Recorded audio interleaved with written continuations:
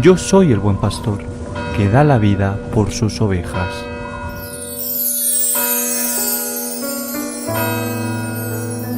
Tomás, uno de los 12, llamado el mellizo, no estaba con ellos cuando vino Jesús. Y los otros discípulos le decían: hemos visto al Señor. Pero él les contestó: si no veo en sus manos la señal de los clavos, si no meto el dedo en el agujero de los clavos y no meto la mano en su costado, no lo creo. A los 8 días estaban otra vez dentro los discípulos y Tomás con ellos. Llegó Jesús, estando cerradas las puertas, se puso en medio y les dijo: paz a vosotros. Luego dijo a Tomás: trae tu dedo, aquí tienes mis manos. Trae tu mano y métela en mi costado y no seas incrédulo, sino creyente. Contestó Tomás: Señor mío y Dios mío. Jesús le dijo: porque me has visto, has creído. Bienaventurados los que crean sin haber visto.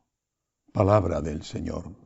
Gloria a ti, Señor Jesús. Hoy celebramos la fiesta de Santo Tomás apóstol, uno de los 12.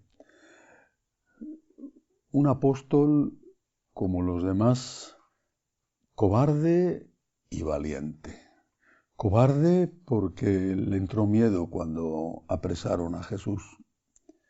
Y valiente porque después de la resurrección, lo mismo que los demás apóstoles, dio la vida en medio del martirio por Jesucristo. Ha pasado a la historia Santo Tomás apóstol como el apóstol de las dudas.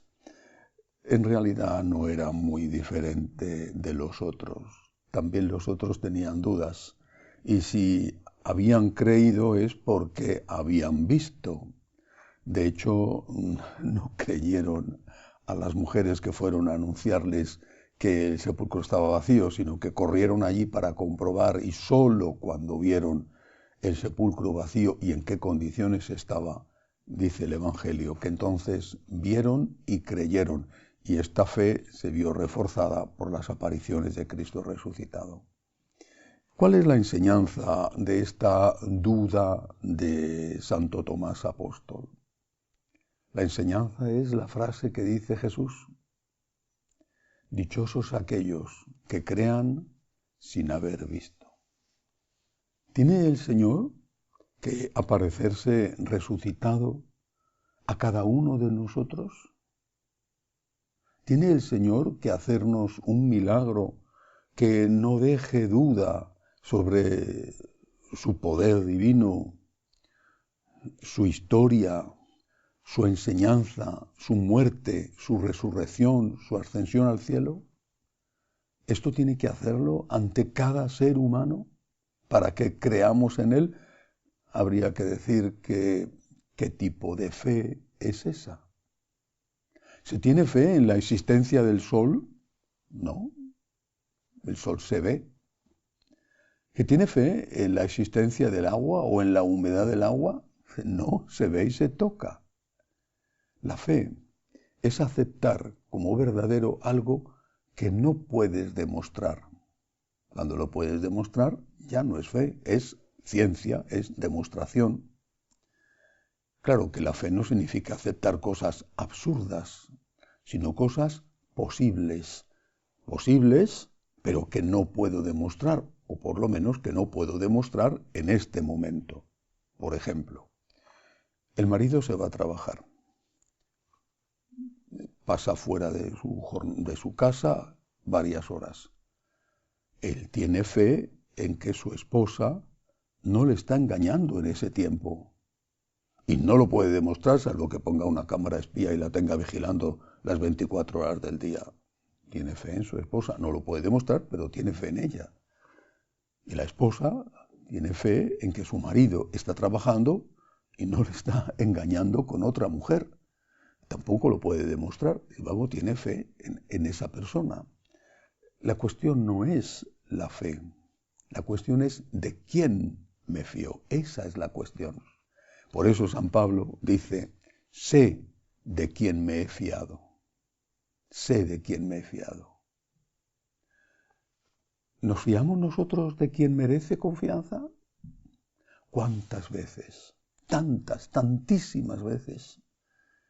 Quizá todos hemos puesto nuestra confianza en quien no lo merecía. Por ejemplo, los políticos. Y sin embargo, ahí está la inmensa mayoría que sigue creyendo sus mentiras y sus promesas que ellos mismos dicen que son falsas, porque son promesas electorales. Y cuando hacen lo contrario a lo que habían dicho, lo contrario, dicen, no es que haya mentido, es que he cambiado de opinión. Y ahí están miles, millones que siguen creyéndoles. ¿Y Jesucristo? ¿Jesucristo no merece tu confianza? ¿No merece tu confianza alguien que enseñó como Él enseñó ese maravilloso evangelio? ¿No merece tu confianza alguien que murió y de qué manera? Por ejemplo, perdonando a sus enemigos que le estaban torturando. ¿No merece tu confianza alguien que resucitó? Y ahí es donde viene la cuestión. ¿Cómo sabemos que Cristo resucitó si no se nos ha aparecido a cada uno de nosotros? Lo sabemos por los testigos.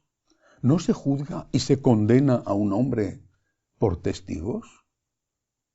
Testigos que, sin estar ligados entre ellos, o sobornados o comprometidos por cualquier causa, dicen, yo vi a esta persona clavarle a esta otra un puñal, yo vi a esta persona hacer esto mal. Y entonces el juez escucha a los testigos y dice, no hay duda, este señor ha cometido ese crimen, ese delito. Y esos testigos quizá pudieran estar sobornados, ser testigos falsos. En cambio, los apóstoles, Santo Tomás, los demás apóstoles, dieron la vida por nuestro Señor. Y en medio de torturas, ¿hay alguien que pueda inventar una mentira para ser torturado? Puedes inventar una mentira para evitarte un castigo. Yo no he sido.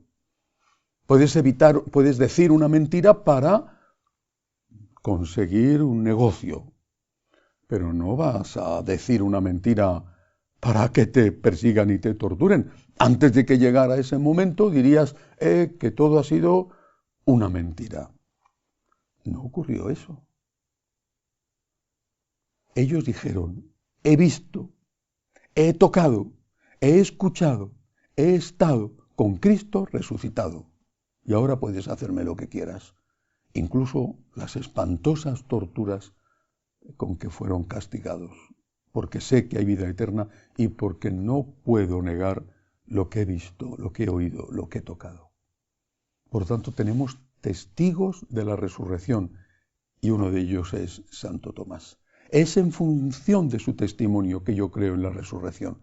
Es en función de la autenticidad del testigo que yo creo en lo que el testigo cuenta. Sé de quién me he fiado, de Cristo y de los testigos que le vieron resucitado y que dieron su vida para asegurarnos sin el menor género de duda que Cristo ha resucitado y por lo tanto que hay vida eterna. Pero hay algo más aquí. Nuestro Señor, cuando se le aparece esta segunda vez a los apóstoles con Tomás entre ellos, le dice a Tomás, ¿has tenido dudas? ¿Has dicho que querías meter los dedos en el agujero de mis manos, en el agujero de mi costado? Aquí lo tienes, aquí lo tienes. Entonces él no llega a hacerlo naturalmente, se da cuenta de que es verdad, cae de rodillas y proclama. Primera proclamación de un apóstol, proclama la divinidad de Jesucristo. La primera proclamación de la divinidad de Jesucristo es en la cruz por San Dimas, el buen ladrón. Pero el primer apóstol que lo dice explícitamente es Santo Tomás, Señor mío y Dios mío. ¿Cuál es la enseñanza? Tomás cree porque ve las huellas de la cruz. Y no tenemos nosotros que convertirnos también en una cierta presencia de Cristo resucitado, mostrando las huellas de la cruz en nosotros. Cuando te ven sufrir y no te ven desesperado, cuando te ven amar y saben que no tienes motivos humanos para hacerlo, cuando te ven ser fiel y saben que tienes tentaciones, cuando te ven las huellas que en tu cuerpo o en tu espíritu deja la fidelidad a Cristo, en ese momento tú estás siendo como si fueras un Cristo resucitado. Y te preguntan, ¿de dónde sacas la fuerza? ¿Cómo puedes sonreír en esta situación? ¿Cómo puedes estar sin desesperarte ante tamaño dolor? Y tú puedes contestar y debes contestar diciendo, es porque Cristo ha resucitado y Cristo me sostiene. Los primeros cristianos, cuando morían mártires, llamaban la atención. Y muchos aplaudían y se alegraban y hacían fiesta. Eran crueles al ver cómo las fieras devoraban a hombres, mujeres y niños. Eran crueles al ver cómo ardían sus cuerpos sirviendo como hogueras humanas. Eran crueles. Pero esta crueldad de la inmensa mayoría, esta crueldad no era unánime. Siempre había algunos que decían, ¡qué barbaridad! ¿Cómo se puede estar haciendo esto? No estamos ante la lucha de unos gladiadores que son luchadores profesionales, etc. Estamos ante unos inocentes que están siendo devorados. Y más aún, cuando les veían que se reunían en el centro del circo y que allí, rodeados por las fieras, entonaban un himno a Dios hasta que caía el último. Cuando les veían que preferían morir por Cristo antes que renunciar a Cristo, siempre había un grupo, siempre, que decía, ¿qué tienen? ¿Cómo es posible? Y se sentían atraídos. La multitud gritaba, insultaba, celebraba, pero un grupo decía, esto no es normal. Esta gente tiene algo. Por eso Tertuliano escribió, uno de los teólogos de los primeros siglos, escribió que la sangre de los mártires era semilla de nuevos cristianos. Tus heridas, ofrecidas al Señor, asumidas por el Señor, fortalecido por el Señor que te consuela y te hace capaz de llevar tu cruz. Tus heridas son esas heridas del cuerpo de Cristo que están llamando la atención y que están invitando a otros, a algunos al menos, a decir, yo quiero tener la paz que tiene este cuando sufre. Yo quiero tener la esperanza que tiene este cuando sufre. Yo quiero tener el amor que tiene este cuando no hay ningún motivo humano para amar. Nosotros tenemos que ser, con nuestras heridas, la presencia de Cristo, que haga a otros caer de rodillas y decir, Señor mío y Dios mío, no ante nosotros, sino ante aquel que es el sentido de nuestra vida y que nos da la fuerza a cada uno de nosotros. Que así sea.